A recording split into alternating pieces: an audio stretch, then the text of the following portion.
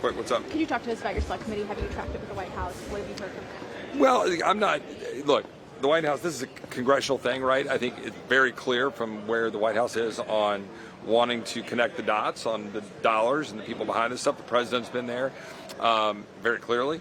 So there's a general belief that we need to, connect a lot of those dots and make clear for the American people how that's going. We talked about it in the Judiciary Committee today with Cash, but yeah, this is an inside, Congress thing. Do it in Judiciary oversight, do a select committee, whatever's good. We just need to pursue the truth and I think present it to the American people. Will you look in this? Will this committee look into right-wing violence too? Well, it should look at everything, but the bottom line is I'm trying to make the point there's a very concerted, organized effort on the left that is very apparent. And we bore the brunt of it in Texas with open borders, with dollars that were flowing very specifically and clearly through NGOs to move people into our country who were dangerous and who harmed Texans. Same thing with the criminal stuff. We have people dying and getting killed in San Antonio, Austin, and throughout Texas by Soros-funded DAs and prosecutors. I'm sorry, DAs and judges who are a part of this network, the Ren Collective and everything else. They're literally telling them what to do and how to issue, light sentences and put people back on the street. So we need to pursue all that, in my opinion. Things like the Southern Poverty Law Center and everybody, and Antifa, and connect those dots. Proud Boys, Oath Keepers. Will you look at that? Democrats have been, yammering about that for years, and they had an entire Congress dedicated to basically that proposition. What I'm saying is the American people need to know the organization of the left. They act like they're all like freaking puppies and unicorns and rainbows. Look at us, we're so nice, we love everybody. And the fact is, it's an organized effort to attack the people that I represent. Yeah. But have you had conversations with the White House about this? I don't talk about private conversations. I've had conversations with a number of people around town that we need to address this. I think there's broad and general agreement in the White House and in this building that we need to address this issue. How we do it is always a question of herding cats in this building.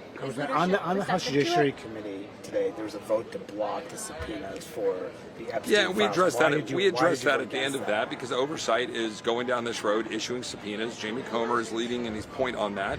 Jim is working with Jamie and through Jamie, and they're having conversations regularly about what they're subpoenaing, and they're doing that. Well, they're subpoenaing that information, and there is a real issue about what the courts have had in terms of their rulings. What Cash was talking about today. Look, even if we said, hey, come show us everything. If you have a block from a court on that, we can't even, under the rules, what is it, 6E or somebody? We can't even get it then as Congress, right? Because that is how they view grand jury secrecy, and the courts have been saying that. So we've got to be able to proceed to keep pushing where the evidence will take it. And as I pointed out before, as a prosecutor, you got a big old list of a bunch of bad guys. And, am I supposed to release that big list of bad guys? No. I'm supposed to use that big list of bad guys to figure out which one of them we need to prosecute and which ones of them we need to use to go get the big bad guys and then go after them. And so it was Trump that prosecuted Epstein. It was Trump that went after Maxwell, and that was finished under the Biden regime. And so, I'm not sure exactly what everybody's fired up about other than continue to pursue the truth. That's what prosecutors are supposed to do. And you got to follow the court orders, which Cash was talking about today. I keep doing that. I'm so sorry. Are you okay with Maxwell being a lower security prison right now? I don't have any understanding of what prison she should be in or not, and I haven't really studied it, to be honest with you. Sir, is leadership listening to you on these concerns? So, is it a receptive conversation about the committee? Sure. And they get the importance of it.